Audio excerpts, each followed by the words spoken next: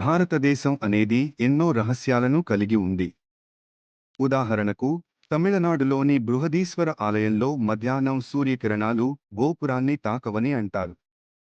ఢిల్లీలో రోహిత్ వర్మ కేసు, మానవ శరీరం ఎలా మాయమైందో ఇప్పటికీ తెలియదు. ముంబైలో తెల్ల చీరలో ఓ మహిళ రాత్రి నడుస్తుందని చెబుతారు. ఇది ఘోస్ట్ మిస్టరీగా పరిగణించబడుతుంది. హిమాచల్ ప్రదేశ్లోని మనాలిలో భవిష్యత్తు గురించి జాతక కథలు రహస్యంగా లిపిల్లో ఉన్నాయని అంటారు. అమెరిస్ట్లో జలియన్వాలా బాగ్ వద్ద మరణించిన వారి ప్రేతాత్మలు ఇప్పటికీ సంచరిస్తున్నాయని స్థానికులు చెబుతారు. తమిళనాడులో కోంగు పండుగలో ప్రతి ఏడాది కనిపించని వస్తువులు బయటపడతాయి. మహారాష్ట్రలో శని సింగనాపూర్లో ఇళ్లకు తలుపులు ఉండవు, కానీ దొంగతనం జరగదు. బెంగాల్లోని భూత బంగ్లాలో రాత్రి ఎవరైనా మిగిలితే విచిత్రమైన ఘటనలు జరుగుతాయని చెబుతారు.